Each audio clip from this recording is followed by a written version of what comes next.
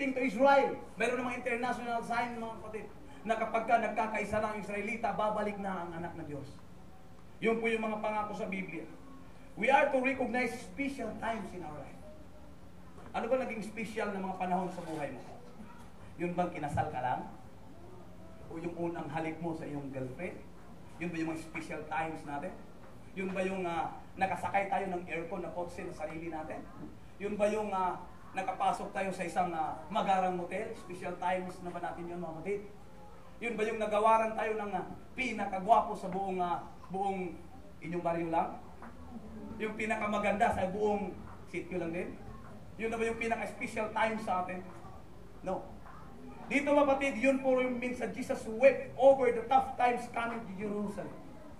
Ang Panginoon, mga kapatid, ay umiiyak, mga kapatid. Siya po yan nagtumangis, mga kapatid, sapagkat nakita niya ang kahirapan ng Jerusalem. At dahil dito, mga kapatid, the city will be surrounded by enemies. Nakita ng Panginoon na talagang nalibutan na ng mga kaaway ang isang banal na syudad. What were the reasons for his tears? Ano ba yung dahilan ng kanyang mga luha? Alam mo, ito una, mga kapatid.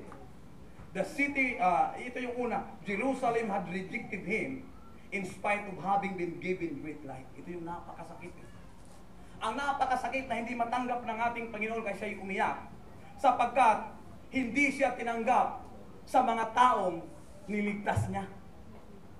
Yun yung pinakamasakit Tinulungan mo na lahat-lahat, na ibinigay mo na lahat-lahat, at hindi ka pa ni-recognize. Yun yung pinakamasakit.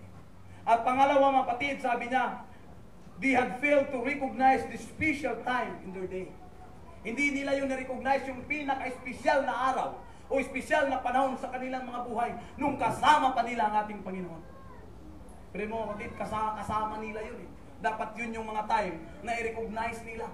Ngayon nga, pagka mayroon ng dumating na sabihin na lang natin mga artista na bibisita sa ating lugar, halos nga hindi tayo hiwalay, di ba? May mga taong gusto talaga autograph ng autograph, akbay ng akbay para pansin na talagang kadikit niya yung artista na yun. Kapag may mga kandidatong tao na pumunta rito, mga kapatid, halos hindi nahihiwalay. Gusto ng dikit para ma-recognize lang. At balang huli, ma-recognize din sila pag nanalo. Pero si Jesus Christ nung nandito, hindi siya ni-recognize. Ang masikip pa doon, all men forsook me. Iniwan pa siya ng lahat.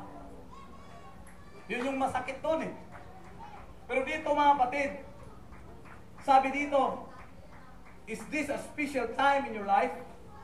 Ano bang special sa atin, mga kapatid? For me, ang pinaka-special na nangyayari sa buhay ko, yung nakikilala ko ang Panginoon na siya palang tunay na kaligtasan sa ating mga buhay.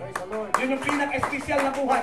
Yun yung pinaka-espesyal na pangyayari na kailanman na hindi ko pwedeng ipagpapalit. Kayamanan, magtatapos yan. Pira, kakalawangin din yan. Mga lupa, nako. Sindikatuhin lang yan. Agawin ko sa'yo, mamamatay ka pa. Pero yung kaligtasan na ibinigay ng Panginoon sa iyo at sa akin, ingatan lang natin yan. Mananatili yan habang buhay. That's right. Mananatili yan, mga kapatid. Habang tayong lahat ay tatayo mga kapatid sa presensya ng ating Panginoon. Is God making you aware of your sins?